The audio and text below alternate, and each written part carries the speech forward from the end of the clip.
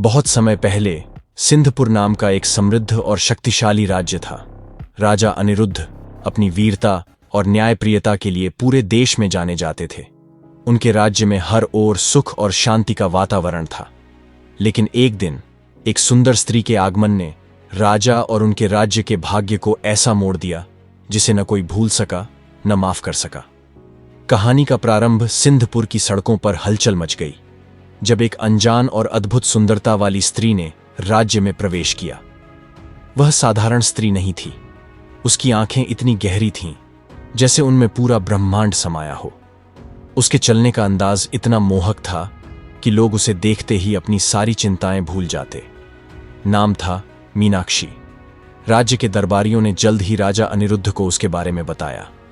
महाराज, एक स्त्री राज्य में आई है जिसकी सुंदरता के चर्चे पूरे सिंधपुर में हो रहे हैं। वह आपसे मिलने की इच्छा रखती है। राजा ने उसे दरबार में बुलाने का आदेश दिया। जब मीनाक्षी दरबार में आई तो पूरा दरबार जैसे ठहर गया। उसकी उपस्थिति इतनी प्रभावशाली थी कि राजा खुद कुछ पल के लिए उसे अपलक देखते रहे। महाराज, मीनाक्षी ने धीरे से कहा, मैंने आपकी न्यायप्रियता और वीरता के किस्से सुने हैं। मैंने सोचा इतने महान राजा को देखना मेरा सौभाग्य होगा। राजा उसकी बातों और उसके विनम्र स्वभाव से प्रभावित हुए। मीनाक्षी का प्रभाव बढ़ना मीनाक्षी दरबार में रोज आने लगी।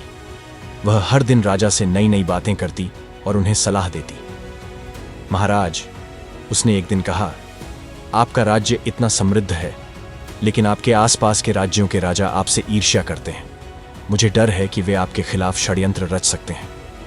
राजा, जो पहले इन बातों पर ध्यान नहीं देते थे, अब मीनाक्षी की बातों को गंभीरता से लेने लगे। धीरे धीरे मीनाक्षी राजा के दिल और दिमाग पर हावी हो गई। उसने राजा के पुराने मंत्रियों के खिलाफ राजा के मन में शंका भर दी। महाराज, आपके मंत्रियों में से कुछ आपकी सफलता से जलते हैं। मुझे शक है कि वे आपके दुश्मनों से मिले हुए हैं। राजा ने उसकी बातों पर यकीन कर लिया और अपने पुराने मंत्रियों को दरबार से निकाल दिया। मीनाक्षी ने अब राजा के आसपास अपने विश्वासपात्र लोगों को बिठाना शुरू कर दिया। एक दिन मीनाक्षी ने राजा के सामने एक प्रस्ताव रखा। महाराज, अगर आप चाहते हैं कि सिंधपुर सबसे ताकतवर राज्य बने, तो आपको पड़ोसी राज्य अवंती पर आक्रमण करना चाहिए। वहां का खजाना और उनकी जमीन आपके राज्य को और भी समृद्ध बना सकती है। राजा, जो अब मीनाक्षी की हर बात को सच मानते थे, तुरंत इस प्रस्ताव को स्वीकार कर लिया। लेकिन राजा के सबसे पुराने और वफादार सेनापति वीरभद्र इस निर्णय से सहमत नहीं थे। महाराज, वीरभद्र ने कहा, अवंती हमारा मित्र राज्य है। हम पर भरोसा करके उन्होंने अपनी सीमाओं को हमारे साथ खुला रखा है। उन पर हमला करना हमारे गौरव के खिलाफ है। मीनाक्षी ने तुरंत हस्तक्षेप किया। महाराज, ये वही षड्यंत्र है जिसकी मैंने बात की थी। ऐसे लोग आपके दुश्मनों के पक्षधर हैं। इन्हें दरबार से बाहर कर देना चाहिए।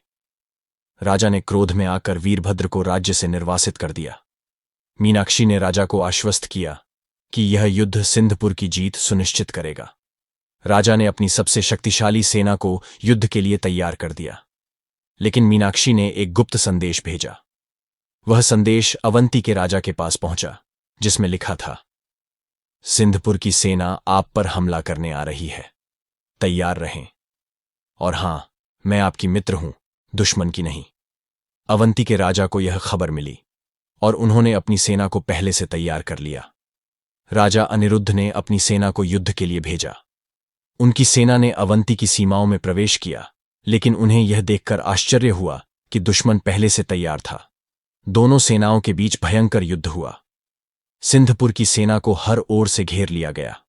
राजा की सबसे शक्तिशाली सेना, जिसे अजेय माना जाता था, पूरी तरह पराजित हो गई। मीनाक्षी का असली चेहरा युद्ध की हार के बाद राजा क्रोध और दुख में थे।